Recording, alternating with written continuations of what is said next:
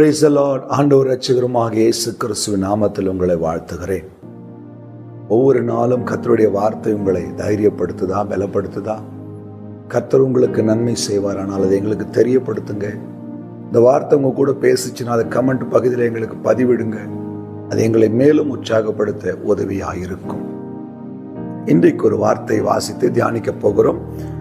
நெகேமியா 2ஆம் அதிகாரம் 8ஆம் வசனத்துடைய கடைசி பகுதியை வாசிக்கிறேன். என் தேவனுடைய தயவுள்ள கரம் என் மேல் இருந்தபடியால் ராஜா அவைகளை எனக்கு கட்டளையிட்டார். இந்த வார்த்தை எவ்வளவு அழகான வார்த்தை தெரியுமா? தேவனுடைய தயவுள்ள கரம் என் மேல இருந்துச்சு. மனுஷனுடைய தயவுக்காய் ஓடுகிறோம். அதிகாரிகள் கண்ணில் தயவு கிடைக்குமா? அரசியல்வாதி கண்ணில் தயவு கிடைக்குமா? வேலை செய்யற மேனேஜர் கண்ணில் தயவு கிடைக்குமா? முதல்ல கர்த்தருடைய தயவுள்ள கரம் நம்ம மேல இருந்துச்சுன்னா ராஜா கண்ணிலே நமக்கு தயவு கிடைக்கும். அவர் ஆமைன்னு சொல்லுங்களேன். இந்த நெகேமியா ஒரு பெரிய ஆள் கிடையாதுங்க. ஒரு சாதாரண ராஜாவுடைய அரண்மனையில் வேலை செய்யற ஒரு வேலைக்காரன். ஆனா அவன் கேட்டதெல்லாம் ராஜா அவனுக்கு கொடுக்குறாரு. எல்லாம் சாங்ஷன் தான். போய் கேட்ட எல்லா காரியமும் சக்சஸா அவருக்கு ஓகே ஆகுதுங்க. Permission granted. காரணம் என்ன தெரியுமா?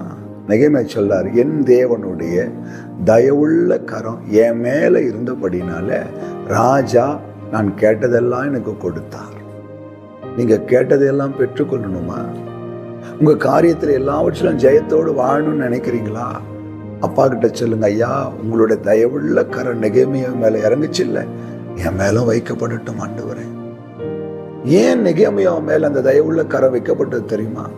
இடிந்து போன்ற அலங்கத்தை குறித்த ஒரு பாரம், கர்த்தருடைய சிதைந்து போன அந்த ராஜ்யத்தை குறித்த ஒரு பாரம் அவன் உள்ளத்தை நொறுக்குச்சு. ஆண்டவருக்காக ஏதாவது செய்யணும்னு எழும்பி நின்னான். அதனால அவன் மேல கர்த்தருடைய தயவுள்ள கரம் உட்கார்ந்துச்சு. நீங்க ஆண்டவருக்கு ஏதாவது செய்யணும்னு நீங்க எழும்பி நின்னீங்கன்னா, கர்த்தருக்காய் வைராக்கியமாய் நின்னீங்கன்னா, உங்க மேலையும் கர்த்தருடைய தயவுள்ள கரம் அமரும். அந்த தயவுள்ள கரம் உங்க மேல உட்கார்ந்துடுச்சுன்னா எல்லாரும் கண்ணிலும் உங்களுக்கு தயவு கிடைக்கும். நீங்க கேட்காத நன்மைகளை கர்த்தர் உங்களுக்கு அனைத்து காரியங்களும் வாய்க்க செய்வார். காரியத்தை கைகூடி வர செய்வார். காரணம், உங்க மேலே என் மேலே வைக்கப்பட போகிறது தேவனுடைய தயவுள்ள கரம்.